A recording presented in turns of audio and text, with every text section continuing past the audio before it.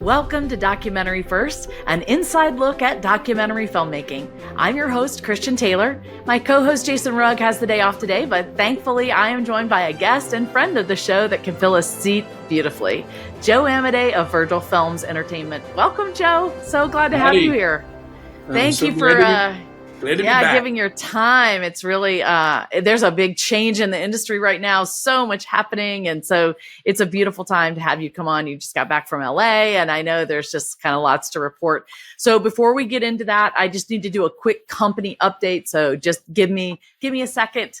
If you're a regular listener, you'll know that we have a Patreon page. If you're new to the show and you're interested in joining our creative community, head on over to patreon.com/documentaryfirst and check it out. You can choose to join for free and kind of see what's going on, or you can pick a tier level to come and support us. Now, before you do that, I just want to let you know we're revamping our page. We have some exciting things coming up, including a Zoom party, because we want to get listener input about the show and the direction of our Patreon. Right now, we have a pretty small community that is active, and we're looking to them to sort of help us figure out a lot of creative things regarding the new films we have coming out, who we interview on the podcast. And I'm even thinking about doing another podcast inside the Patreon world where it's just me sharing some things I'm thinking about, etc. So if you're interested in those things, go on over to Patreon and join the fun. And I also want to give thanks to a whole bunch of people that have been supporting us. So Bethany, thank you so much. Mary Ingram, Patrick Brothers, Kim Gray, Brandy, Rachel Stanton, Terry, Christopher Marold, Lindsay Vassant, and Sean Quinlan. I can't tell you how much it means that you guys have decided to come and be part of our community. Thank you so much. I do hope you will participate. And oh my goodness, I have a cat in my lap. All right, we're going to just move on. Again, check out Patreon, and we're going to dive in with Joe.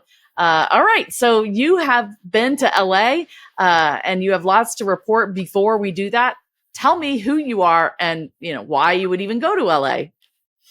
Oh gosh, for the weather. Was it nice? Nicer? It was nicer. I mean, we're about to get 6 to 8 more inches of snow today, so anything's better. But you're in Philadelphia. I'm outside of Philadelphia, the home of the Philadelphia Eagles. And Flyers. And Flyers. And what's your baseball team? Phillies. What's your baseball team? Phillies, yeah. Okay. All right. Anyway, so you're there, and what do you do for a living? So my company, I own a company called Virgil Films and Entertainment, and we are a traditional distribution company. So we're the folks to go out and acquire the rights to movies. We see them films either at film festivals or filmmakers send us their films to take a look at. We get a lot of recommendations from other filmmakers of films that we've released. So we will negotiate with the filmmaker for acquiring certain rights to their films, the rights to put it up on all digital platforms, the rights to try to sell it to TV channels, the rights to put it out on DVD, the rights to put it out theatrically in movie theaters, the rights to sell it into the educational market, the rights to sell it on or try to put it onto cruise ships and airlines, every different right that you can think of, international rights to try to sell it overseas. When you make a film and you own that film, all of those rights are available to the filmmaker to sell. And you could either go the route of piecemealing and selling international rights to this company, domestic U.S. rights to this company, television rights to this company, and you have your film being shopped by 5 or 6 different distributors, or you can choose one distributor that does it all. We offer it all, but we don't always get it all, but we do offer it all because we can do all of the things that I just mentioned. We've been doing this for October. This past October was our 20th anniversary. I'm very happy. 20th anniversary. And previous to that, I had worked for folks like Ted Turner when he had a home entertainment division. Barry Diller when he had USA Home Entertainment, and a couple other companies, and they're all great companies. And the one thing they have in common is that they're all very successful home entertainment companies, and they were also sold to a bigger conglomerate. Right. Yeah. So after going through that quite a few times, I didn't want to do it any longer. and I started my own thing. And again, that was 20 years ago, and not on purpose, but one of the first films that we acquired was a little documentary called Supersize Me. I remember this one. Okay. So Supersize Me and Morgan Spurlock put us on the map, and it changed our world. It took a very small little company and turned it into a very reputable company that everybody knew about in the industry. And because of the success of Supersize Me, we started to get pitched a lot of great documentaries, including Restrepo, which was nominated for Best Documentary, and a whole lot of others. And it all of a sudden, we became the documentary people. Nothing on purpose here. I always liked documentaries. In fact, I love documentaries, but I never thought I would have a career of selling documentaries. And that's what it's turned into. And it's a career, and it's a company that has, seen the highs and seen the lows of the business, seen the changes in the business. We were one of the first companies. I believe we were the second company to give Netflix movies for streaming. Wow. I think you said something the last time we had on the podcast when Netflix decided to go from DVDs to streaming. You had a famous quote. Oh, yeah. Yes. I got a phone call from Ted Sarandis, who has been in the trades a lot, especially during the strikes and a lot of other things that have happened along the way with Netflix, but he's a very good friend of mine. And he called one day. We were sending them DVDs just like everybody else was. And he said, I need 100 movies. I need 100 DVDs, and I'll pay you. It was a nice sum of money per DVD. And I said, fine. You mind me asking, what are you going to do with these DVDs? And he said, yes. And he described this new thing that they came up with called streaming, and how people are going to watch movies on their computer. And I said to him, Ted, I'll be more than happy to send you the 100 movies. I'll be more than happy to cash your check. But I got to tell you, buddy, nobody's ever going to watch a movie on a computer. What year was that? Do you remember? No, I don't. I should. I really should. I'm trying to remember. I remember getting DVDs 20 years ago. Yeah. From Netflix. Oh, yeah. So it was at least 20 years ago, because I also remember going to Blockbuster, and that was where I currently live. So I've been in this town for 30 years, and I remember my boys are 30 to 25, and I remember taking them into Blockbuster and getting movies. So it's got to be somewhere around that 20-year mark. 20 years. It's probably closer to 25. 25. Yeah. Yeah. I also called on Blockbuster. I started calling on Blockbuster when they were in Florida, and then they moved to Dallas, and would fly down to Dallas and go visit them in their corporate headquarters downtown Dallas. And they, very nice people, they didn't think streaming would work either. And they also didn't think that movies in the mail would work, as Netflix had already perfected. Yeah. So as a consumer and as a film geek, I was getting 3 movies, every shot, and it was great. I always had movies to watch, and I still went to the local video store. Blockbuster never believed in that. They got into that business too late. Yeah. And then they avoided getting into streaming, and well, we all know where Netflix is at today. The rest is history. Yeah, we all know where Blockbuster is at today. But the best thing about Blockbuster is I became friends with some of the folks that worked there. And I'll give a shout out to Keith Leopard, who's become one of my closest friends in the business. He's a competitor, but he's also a great friend. He has a company called Uncorked. He's living in Florida. And so the friendships that you make along the way turn out to be more important than the business itself. Yeah. And you've had a long history in the business. We're talking when you started, even before Supersize Me. What are you at 45 years now, you think? I started in around 1985. Mm-hmm. So you're at 40 years because I'm I 40 years. graduated from school in 84 and it's Yeah. my 40th high school reunion this year. So Yeah. you've been in this a long time. You've seen a lot of change over the industry, you know? You know, it's interesting. My wife and I just watched a documentary on some Stars or Showtime called Thriller at 40. It's a documentary about the making of Michael Jackson's Thriller. Right. We sold Thriller on VHS, thousands of copies of that at the video store I worked with or I worked at.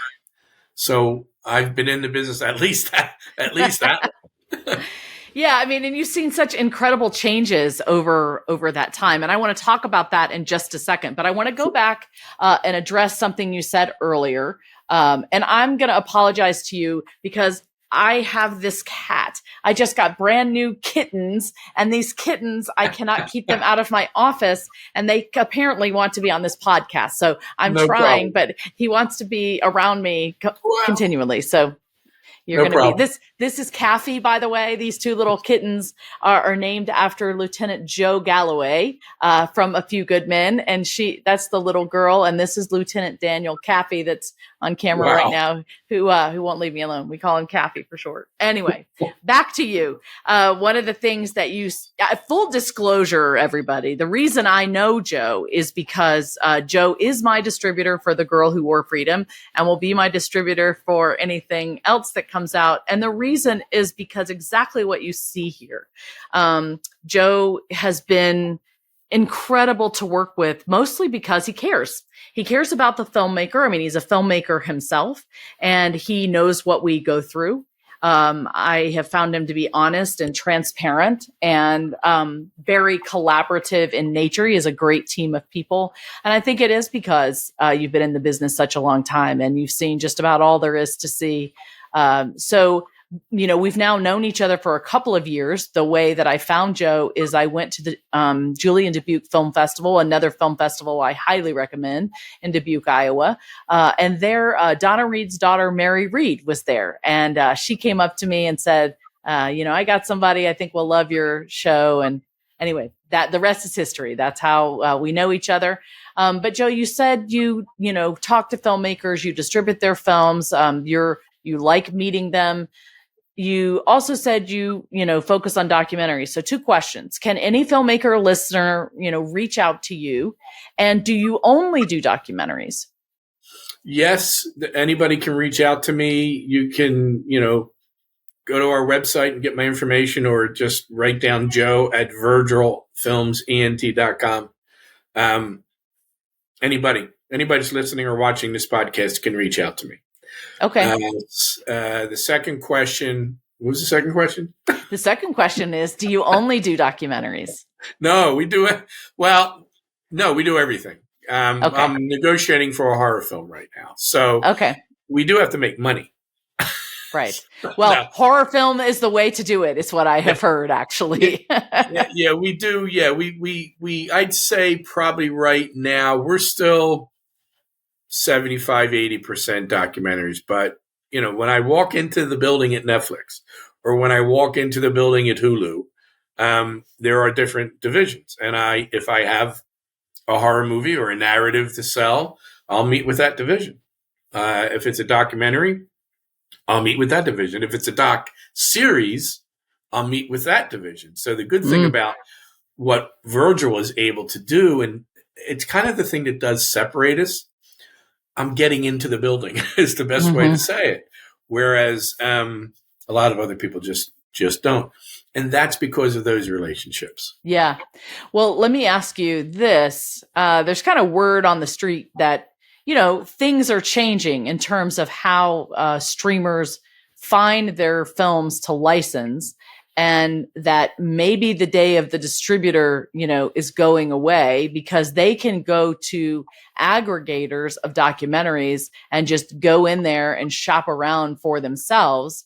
Now, is that happening? Has that been a competition in your business? And do you think that the personal touch is going to win out? Or do you think the younger generation of buyers at those streamers would just rather go to an online portal and find films?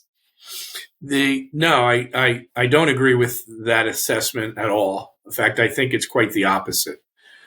There have always been aggregators, always, since, and these are people that have the rights to, dozens of documentaries. Most of them, I don't want to say bad documentaries because no film is bad. They're just not bankable. Okay. And the buyer doesn't want to go sit and look at one company's, 40 or 50 different types of films without any kind of contact with anyone promoting that film. Whereas having meetings with people, and they still have meetings, where someone is actually discussing the film with them, it's always going to be the best way. The buyers are getting films from all different sources. And I'll give you a perfect example. I was in LA last week and I saw the whole cast of characters, Apple and Hulu and Amazon, Netflix, the top four. And all four said exactly the same thing. I presented them with our lineup of films, 7 or 8 movies coming out over the next 4 or 5 months. And they said, great, there's a few of these that we're interested in, but we won't be able to really get into these films until after Sundance. And Sundance starts today. So right. For them, it started a week ago. Right. Because, the unwritten saying is that everybody thinks the films are, being seen for the first time at Sundance, and a lot of them are, but there's quite a few that aren't. Well, what frustrates me is it seems like films are going there that already have distribution, which doesn't seem right. Yeah, and that's changed. That's a completely different conversation, but it kind of sucks, to be honest with you. Yeah, it does. It sucks. For filmmakers trying to get their films seen in a film festival and to find out that 25% of the films or shows being programmed are already bought. Right. But the film festival needs that Netflix sponsorship, or they need that Hulu, Is that what's happening? I don't know. I can't say that to be truthful, but, Do you think it's the thing, like, okay, I was there in 2019, Taylor Swift's movie, Miss America, I think is what it was called, was debuting that year. She did already have distribution with Netflix. And I wondered if it was a press thing, like a press, okay, this film is going to Sundance, and yes, it's debuting on Netflix, but we want to be able to go to Sundance, say we're going to Sundance, have it in the papers and have, footage or photos from there, publicity from there. Is that what it might be? Well, you have to, what a lot of people in the industry forget is that the Sundance Film Festival or the Toronto Film Festival is a public film festival. They sell tickets. So their revenue is ticket sales. So if you're premiering a Taylor Swift movie, or if you're premiering a movie, and we'll just use Netflix. If Netflix is premiering a movie there that is hot, they're going to sell out. Whatever screenings they have are going to sell out. Now, Sundance, for example, also has a complete set of screenings called the industry screenings that the public can't go to. That's where we go. That's where the buyers go. And then if we want to go to the bigger screenings and go see Taylor Swift, we can do that as well, depending on the badge that we buy. The more expensive the badge, the more you get into. So, and I'm assuming, wouldn't you care about going to those open audience screenings to see how the audience responds to the film before you? In most cases, those movies are so big, I'm not buying them. My company's not buying. They're but millions still, of even dollars the smaller ones, wouldn't you want to see how the audience responds? Or do you care? No. We don't care. Film festival audience is so what's the word? Jaded. Not jaded, jaded in a good way, meaning you get standing ovations at film festivals and you never get and that exact same film will die at the box office. Okay. It's not it's a film festival crowd. Yeah. And most of the time you have the cast there. So right. They're not going to it's just they're biased. They're biased. They're not an objective audience. I get what you're saying. Well, all right. So Well, So another wait, question. so let me stay on this. Okay, so you have those film festivals: Sundance, Toronto, South by Southwest. Again, open to the public. Cannes, open to the public. Berlin, open to the public. But some of these other film festivals, like Cannes, like Berlin, also have film markets Right. for the industry. And Before those or markets after? during. During. Okay. During. So those markets will also screen 300 movies that are not open to the public. So the industry, buyers, filmmakers like you want to try to get your film in that market because buyers from all over the world will go to those screenings and see your movie. It's great to walk the red carpet, but it doesn't sell your movie. I mean, your movie's usually already sold by the time you do that. But I'm assuming there is a cost for, if I wanted my next film to be in the market there, I'm assuming there's like a marketing cost. I probably would have to come to you and say, hey, would you help me do this? Because I have no way of knowing how to do that. I mean, what's the process for that? So the process is you submit the film to the market. They say yes because they want the film. There is no critical person looking at the film and saying, this isn't any good. They want it. You have to choose how many screenings you want. So if you want, say, 2 screenings, it costs you somewhere around $1,200. And that's it. You deliver the film in the same way you would deliver the film to Virgil and that's it. And that gets you your little advertisement in their book and on the website and on a website called Sonando that covers all the movies playing. And it gives the time synopsis. So for $1,200, somewhere around there, I think, and I believe that's for 2 screenings. You can do one for $700 and you get to screen your movie. And we've done that. Yeah. And how successful is that? Both films that I did it with, I landed one of them not successful at all, and the other one I landed a distributor in France. So, it really all depends, Yeah, on the film and who the buyers are, and probably what the audience is looking for. So, I mean, I really think it's interesting because if, let's say, theoretically, I put my next film in that market and it was popular and there were distributors that were calling on me to say, making an offer, wanting to make a deal.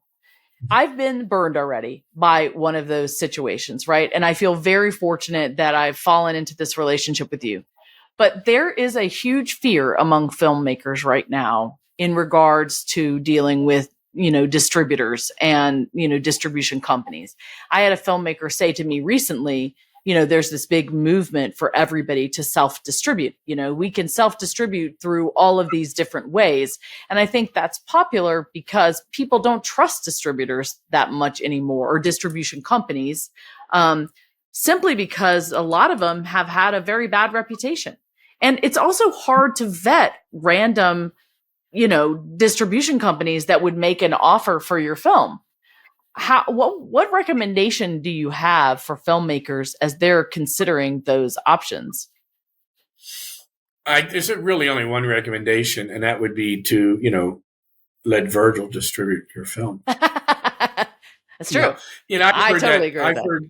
I've heard what you're saying ever since I got into the business. And even, you can go back historically and read about lawsuits from major movie stars that never got paid by the distributor.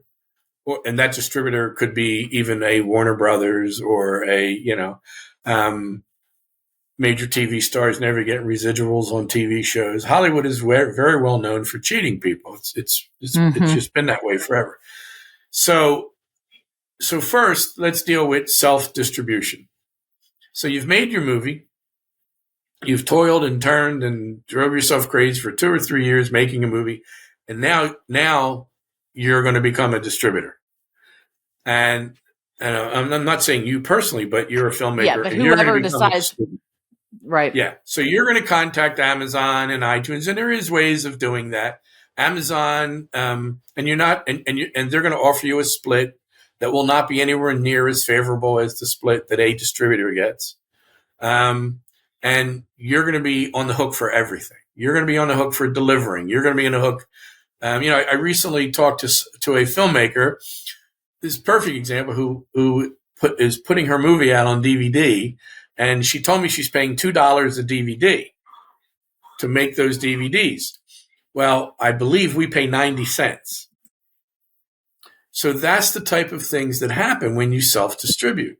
So, you'll hear success stories. You will hear, friends of mine know somebody that made $1 million by self-distributing their movie. And it's very possible that they did. And, Rocky won Best Picture, but it was 1 in a million. The Blair Witch Project was a 1 in a million. We have these success stories. There's only so many Napoleon Dynamites out there. Films that come out of nowhere that make millions and millions of dollars. So your chances of doing that on your own are very, very slim. And then you got to the point where you're a filmmaker. You're not a distributor. Exactly. Filmmakers are great at making film. They're not great at distributing their movies. This is what I told this person that was talking to me, because you can self-distribute, and there are plenty of programs out there that tell you how to do that encourage people to do that. And if you do it and there is some success, you are theoretically making a bigger profit, than you would if you had a middleman, right? But the problem is there is a time value quotient, right, in life. And what I've learned is, if you're going to do that, you've changed jobs. If you're going to self-distribute, you're no longer a filmmaker. You have become a business person. And so it's already hard enough as a filmmaker, in my opinion, to, once you've made your film, get to that business part of it where you do have to make the deals with distributors, and you have to look over contracts, and you have to make sure that you're delivering everything. I mean, there's still that business part of things that a filmmaker has to do that do not come natural to us, and they're not fun, So you add being self-distributor on top of that. That's a whole nother business that you have to learn, and that takes your time away from making movies, right? Making movies. You're a perfect example. You're making another movie as we speak. Okay. Yep. Actually, two. Two. Yeah, that's right. Two. You don't need to take time away from that, which gives you your creative output, right, to work on, an entirely different business, which is the distribution business of film. It's entirely different than making movies. So, are there other good, honest companies out there besides Virgil? And I'm sure in 20 years or 30 to 25 years of doing this, there's people that might not like Virgil. I can't think of more than a couple. And those couple that don't like us, we don't really like you either, So there was, right. So it wasn't a very good situation. Yeah. And you personally know exactly what that situation is. Okay. Because you've been through it yourself. So, but there are some other honest companies, my buddy who owns Uncorked and his partner, Keith and Mike, they're a reputable, honest company, there's a couple, but there's also a lot that aren't, it's a shame, but that's the way the business works, Well, and I think I feel like there's a very evil underside to our industry. It doesn't just happen in distribution. It happens in the film festival world, for example. Filmmakers that come in and they don't have their chops, right? They don't really know much. They don't understand that in itself is a huge business, and they're kind of preying on filmmakers just to get their money. And there's a lot of film festivals out there that aren't even really legitimate. But if you don't know how to check all of that out, you can get taken advantage of, blah, blah, blah.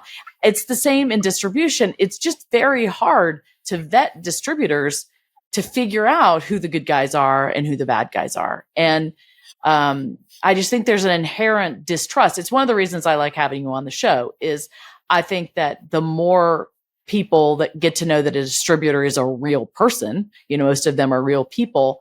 And a smaller shop for me has been like, we had an offer from Gravitas Ventures, and maybe I shouldn't mention them, but they don't make me very happy. We had, we won the Emerging Filmmaker Award at the Chagrin Documentary Film Festival. And with that came distribution with Gravitas Ventures. Well, their deal was, 15 years and you do all the marketing and we don't really do anything for you. And I've heard that before from other people that they acquire that and they just bury it and they lock people into a deal. They have distribution costs up front that they have to pay, but they don't ever really make anything back. And it's just, I don't know. I feel frustrated, as you can tell, and pretty bad for people that have difficulty finding a good distributor. Well, I think that you and I should start a consulting business for filmmakers, and we charge them for our knowledge, and you can handle the whole film festival part of it, and I'll handle the physical distribution part of it, and we'll give them advice and make a lot of money. That's a deal. We're going to talk about that off the air. All right. You know what I want to do real quick? I still have a whole bunch of questions for you. So I'm going to try to break up this podcast into two. And so right now we're going to go into DOCUVIEW Deja Vu because I want to hear a recommendation that you have, and I'll save my recommendation for the next podcast. But do you have a documentary to talk to us about? It's already today? here. All right. It's already here. So I've been reading this great autobiography by George Stevens Jr. His father, George Stevens, made Shane, Diary of Anne Frank, two of the classic Astaire Rogers films. George Stevens was a prolific filmmaker during the 30s, mostly romantic comedies. Every once in a while, he would do a tear-jerking drama like Penny Serenade, but this guy made Academy Award winning and nominated films until the war broke out. And I was going to say until World War II. Until World War II. And Stevens was part of the group of filmmakers along with Frank Capra and John Huston to go make documentaries about the war. They were hired, not hired, but they joined the service to go film the war to show back home. Stevens started his journey on the shores of Normandy and filmed on the shores of Normandy. And after filming Normandy, he went, I guess it's up the coast, to a town called Carrollton. And he filmed a lot of footage there. I did not know this. And where can I find this footage? So I don't know where that footage is, but it is documented in the George Stevens Jr. book that I'm reading right now. And when I read it, the first thing I thought of was, I have a good friend making a movie about this. Now maybe there is a way to contact Stevens. I'm sure there is if you look hard enough through the AFI, which he started. He started the American Film Institute, maybe through the Academy. This is George Stevens Jr.? Yeah. He started AFI. I did not know this. Okay. George Stevens Jr. started AFI, yeah. Under Lyndon Johnson.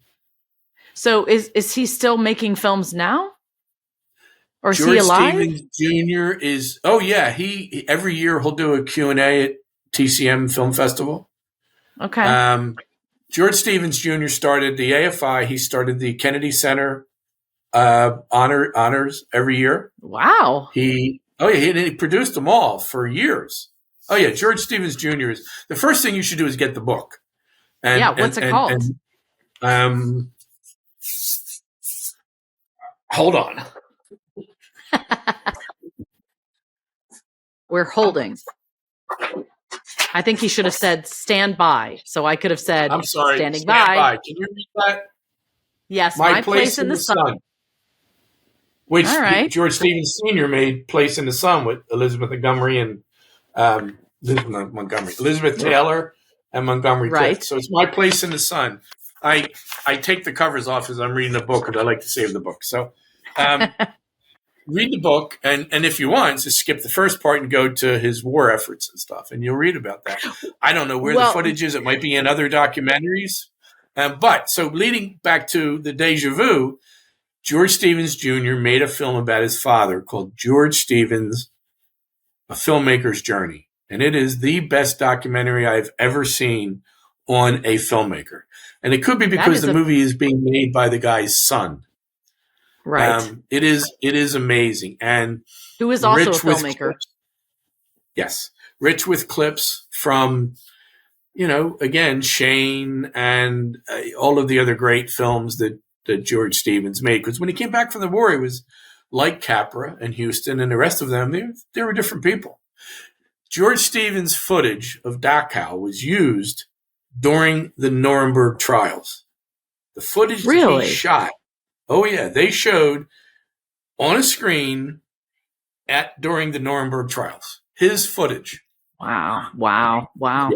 Well, I know that I know that his footage was owned by the U.S. government because he was part of the war effort. So it should be in the National Archives at the very least. So thank you for telling me this. I had no idea. And I certainly didn't know he was in Carentan. So that will help with our upcoming film Heroes of Carentan, I think. So, I appreciate this documentary recommendation. I think it comes very high. If you're telling me it's one of the best documentaries you've ever seen, we need to go out and see this right away. Do you know what platform it's on? Is it still on the big streamers? I'm not too sure, but I'm sure it's available on iTunes. I believe you can still buy it on DVD. Okay. It's probably available. When did it Prime. come out? I would have to look it up. I'm doing it right now. Okay. It looks like it came out in 1984. Hey, it's as old as your business career. Yeah, there you go. Well, it looks like it might be on YouTube. There you go. Could be. Yes. So it came out in 1985. And let's see where it can be seen. I think there is a site called Just Watch where you can find out the answers to this. But it for sure is on YouTube. It's got, 16,000 views or something like that. All right. Well, thank you very much for that recommendation. I really appreciate it. It's always amazing talking to you. We're going to have you back.